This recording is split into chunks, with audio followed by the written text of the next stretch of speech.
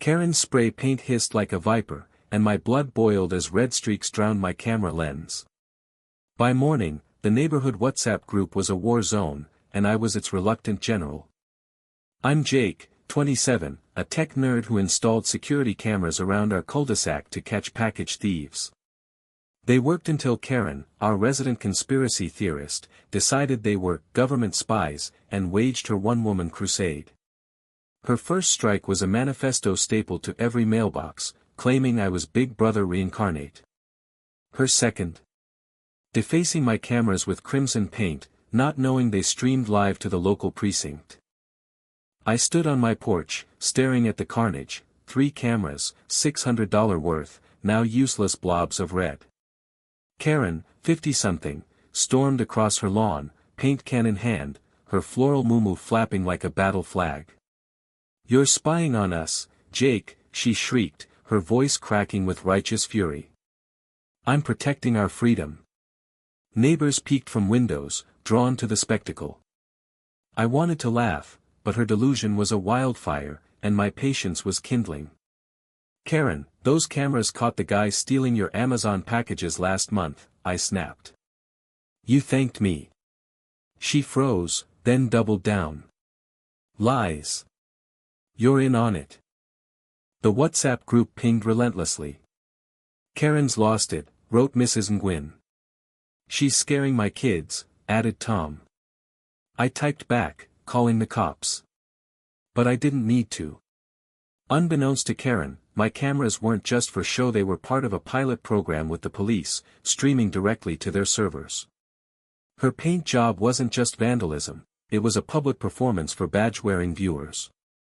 Officer Riley, a no-nonsense cop who dealt with Karen's 911 calls about suspicious squirrels, showed up within the hour.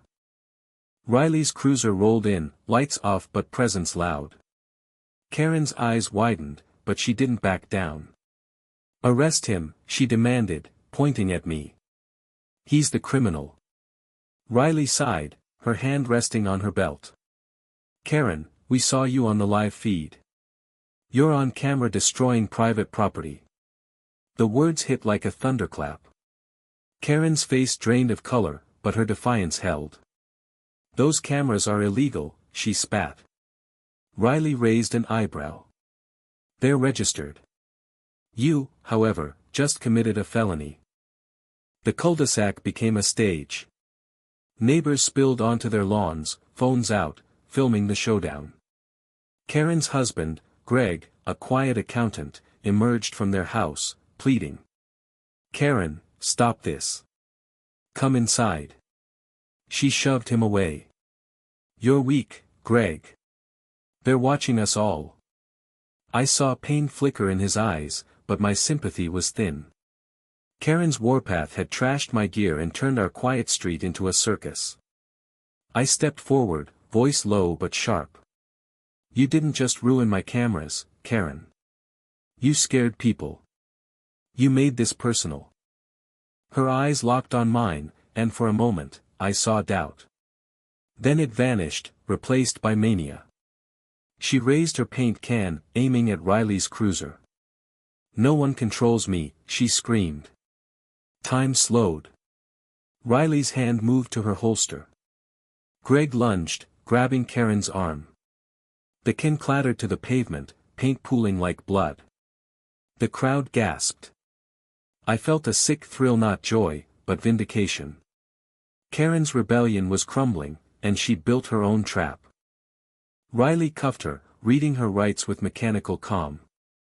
Karen thrashed, screaming about tyranny as Greg watched, head bowed. The neighbors' whispers grew louder. "She's been unhinged since the election," one said. "Poor Greg," muttered another. I should have felt triumphant, but my gut churned. Karen wasn't a villain, not really. She was lost, drowning in a sea of mistrust, and her paranoia had dragged us all under. As Riley led Karen to the cruiser, I noticed the wooden signpost by her mailbox, crooked and weathered. Scrawled in marker was, "Karen's War, Trust No Lens." It was her battle cry, now a pathetic epitaph. I pulled out my phone, snapping a photo. The WhatsApp group would eat it up, but I hesitated. Posting it felt like kicking someone already down. Instead, I texted Tom, "We need to talk about helping Greg." The precinct called later. Karen faced charges, vandalism, public disturbance, maybe more. The camera's footage was damning, every hiss of paint immortalized. I could have pressed for maximum penalties, but I didn't. "Just make sure she gets help," I told Riley. She nodded, unsurprised. "She's not evil, Jake. Just broken." That night, I sat on my porch, staring at the paint-stained cameras. I'd won, but the victory tasted like ash. Karen's actions had cost me money and peace, but her unraveling cost her more: her dignity, her marriage, maybe her sanity. I thought about her manifesto, her fear of being watched. Ironic, since her defiance had made her the star of a show she couldn't escape. The next day, I started cleaning up. Tom and Mrs. Nguyen helped, scraping paint and hauling debris. Greg showed up, eyes red. "I'm sorry," he mumbled. "She wasn't always like this." I clapped his shoulder. None of us saw it coming. But that was a lie. Karen's rants had been a slow-burning fuse, and we'd all ignored the sparks. We worked in silence, the scrape of metal on paint the only sound. Tom, Mrs. Nguyen, and I cleaned the cameras, but the red stains clung like guilt. Greg lingered, his hands stuffed in his pockets, watching his wife's chaos undone. "She's at the station," he said finally. "They're pushing for a psych eval." His voice cracked, and I saw a man broken by love and shame. Karen's paranoia had torn through our street, but it had shredded him most. I wanted to hate her, but pity crept in. Her war wasn't just against my camera, it was against a world she couldn't trust. By noon, the cul-de-sac looked almost normal. New cameras were on order, paid for by a neighborhood crowdfunding Mrs. Nguyen started. "We're not letting her win," she'd said, but it didn't feel like winning.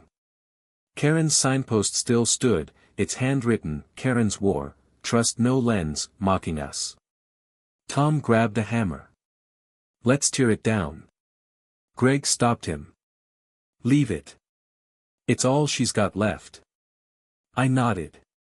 Destroying it felt too much like erasing her. Days later, Karen was released on bail. The charges stuck, but the judge ordered counseling over jail.